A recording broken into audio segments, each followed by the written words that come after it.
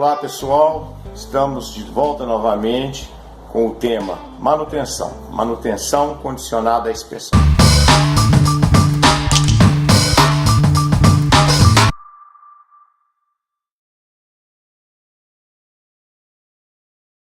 Neste vídeo nós vamos falar sobre uma análise conceitual.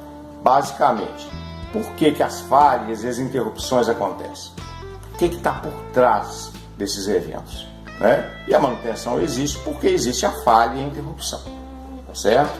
Tem dois fatores que se interagem e acabam por culminar uma falha. Mas as falhas não acontecem assim aleatoriamente, tá bom e amanhã tá ruim. Ela tem um processo evolutivo.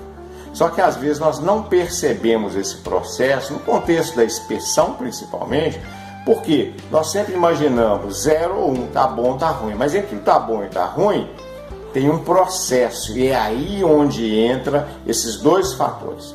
E esses dois fatores, conforme vocês podem ver aqui na ilustração, eles são o esforço e a resistência. Ou seja, o esforço sobre o qual o equipamento, o ativo, está imposto sobre ele, e a resistência dele para suportar aquela carga, para suportar aquela condição operacional. E essas duas curvas são dinâmicas, quer ver só? Então um dos primeiros fatores que acontece foi porque o esforço imposto sobre aquele equipamento, sobre aquele ativo, ultrapassou a sua capacidade nominal de projeto.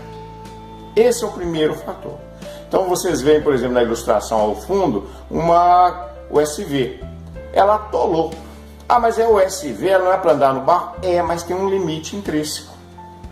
Quando nós desprezamos esse limite intrínseco, é que acontece a falha. Mas nós, manutenção, temos o domínio sobre o esforço imposto ao equipamento?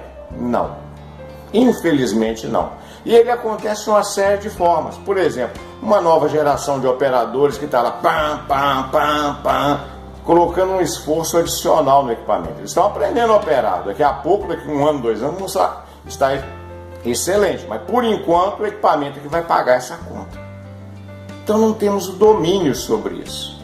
Partidas consecutivas, partiu uma correia transportadora carregada, partiu uma bomba sem água de selagem, partidas consecutivas no motor, até ele aprender isso tudo, o equipamento vai sofrer um esforço adicional.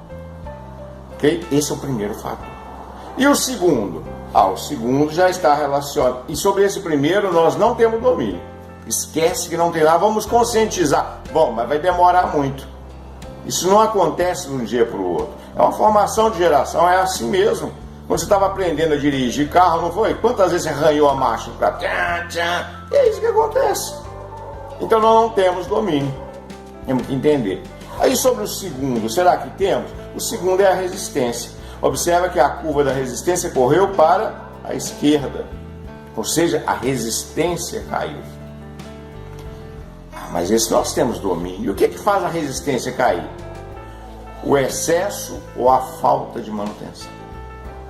O excesso é o excesso. Fazer coisas desnecessárias.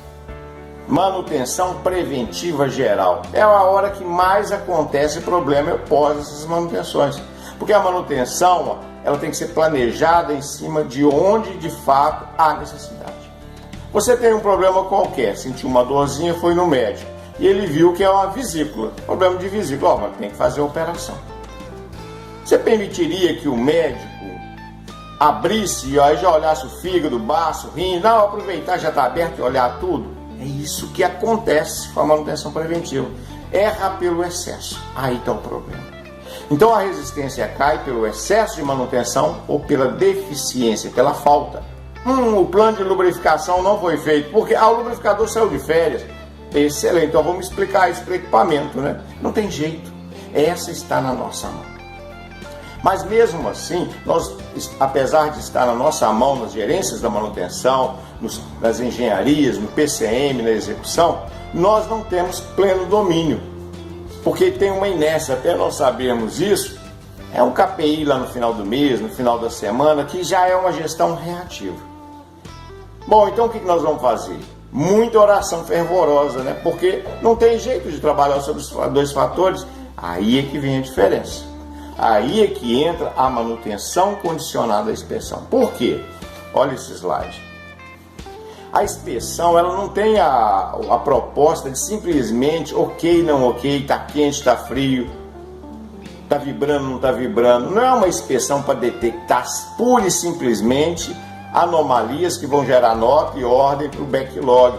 Não, isso aí é o mínimo, isso aí é trivial. Essa inspeção é uma inspeção que vigia o gap entre o esforço e a resistência. O quanto eles estão estreitando. No momento que ele encosta, quebra o equipamento.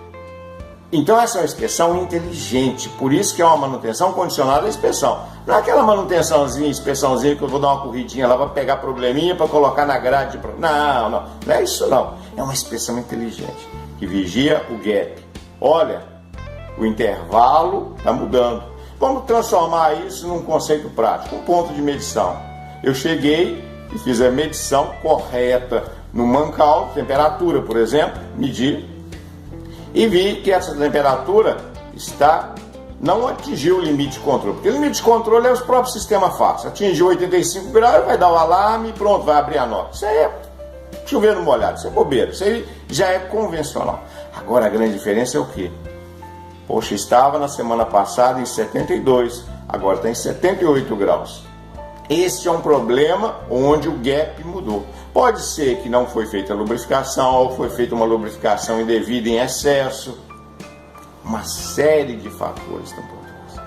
Então, esse é a parte conceitual. Por que as falhas acontecem? Então, nós temos basicamente dois fatores aqui dentro: o esforço e a resistência.